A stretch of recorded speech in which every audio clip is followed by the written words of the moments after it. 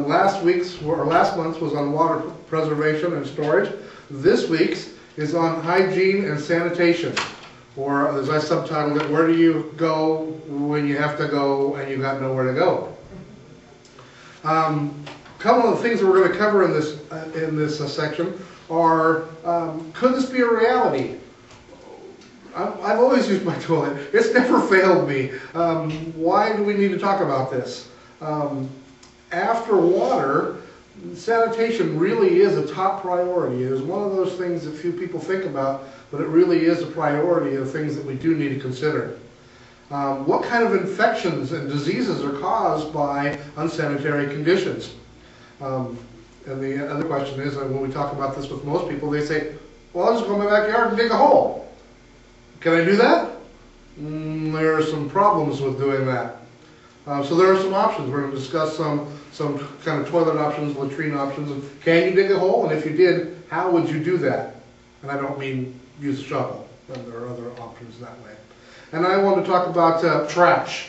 One of the things about sanitation and doing this kind of stuff, if there should be an earthquake or a major disaster of some sort, one of the first things that stops happening is the regular trash pickup stops. Roads could be broken, those kind of things, and so trash pickup may become an issue.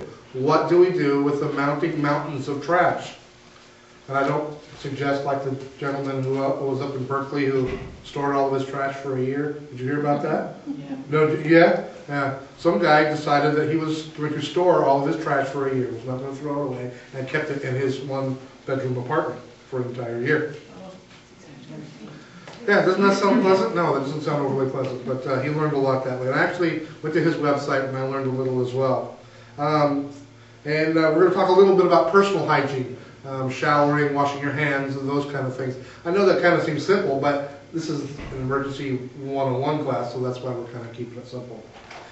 Could this be a reality? What is the possibilities that you might not be able to use your bathroom in your house? Well, let's go back and talk about the system that we do have in our house.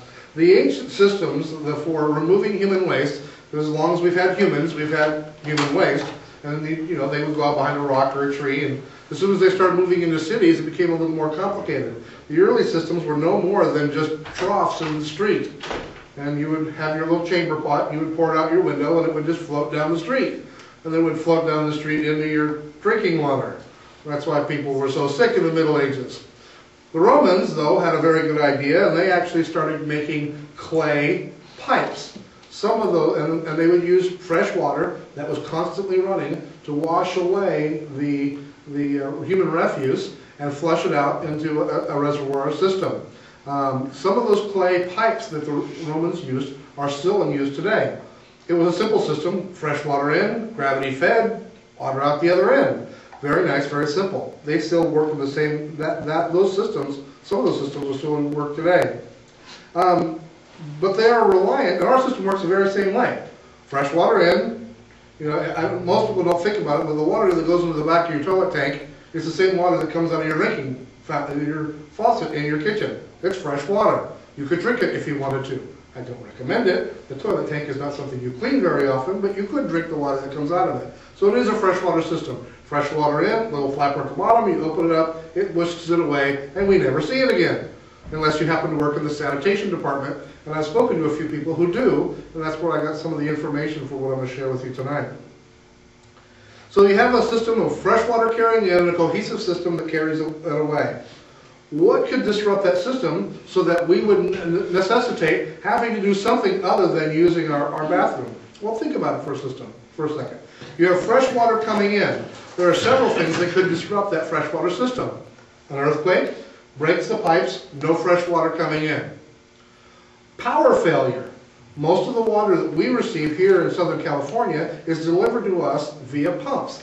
The water pressure is, the water is pumped into your home, and that water pressure is maintained through electrical pumps. So if there is a long period of electricity, the unavailable of electricity, those water pumps may or may not work. They have redundant systems and backup systems that make those work, but it is a possibility. Broken pipes, a lack of power outage. Social unrest. One of the things that can happen in riots and those kind of things is people break off fire hydrants.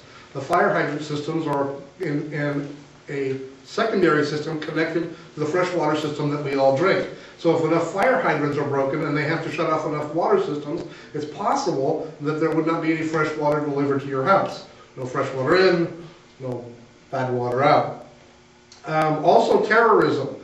Terrorism in some of the aspects from what I've read from the government, they can and have made plans on attacking our water supply, putting bacteria or putting things into our water supply.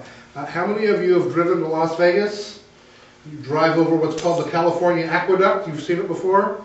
That the water that comes to your home, some of it, not all of it, but in Southern California, travels in these large aqueducts. It's open to the air. And anybody else who wanted to throw a dead coyote or whatever else into it. I just say coyotes because it just came to me. And so those systems, now it's treated before it comes to us, but it's a possibility. And if our water system was tainted, the powers that be could or may have to shut that water supply off for a period of time to make sure that it is sanitary. And so there's lots of reasons why the water to your house could get shut off, and therefore you would not be able to have the fresh water that comes in to use your bathroom. That is not to mean that you couldn't use lots of other ideas. If you have a pool, you can take the pool water, put it in the back of your tank, flush your bathroom as it needs be. But you're going to have to do something outside of your normal day-to-day, push the button, flush the handle, it all goes away. The other things that can do it, we talk about earthquake. If those pipes that lead from your house are damaged or broken, eventually that system will start to back up. We also live in an area that is fairly flat, so all that comes out of your house, some of which is gravity fed, most of which is pumped. And we pump our refuse in Orange County. We most of the system, some of the system is gravity fed, but it is pumped through cleaning stations. That cleaning station, once the water has been treated, is pumped offshore. Those are all electrical pumps. And so if that pumping system stops, you might have plenty of fresh water going in, but when you push the handle, nothing goes out. In fact, eventually it may start to back up, and that would be a very bad situation. And so I'm just trying to get you thinking that that little white throne that you sit on, and so thoughtlessly as we sit there and thumb through our magazines and trying to read the daily newspaper or whatever you may choose to do while you're in there. My father used to be in there for hours, and I could never figure out why. Now that I have 4 children, I realize why. It's the one place you can lock the door and they can't get you. And they really don't want to come in. How many of you have ever lived in an area where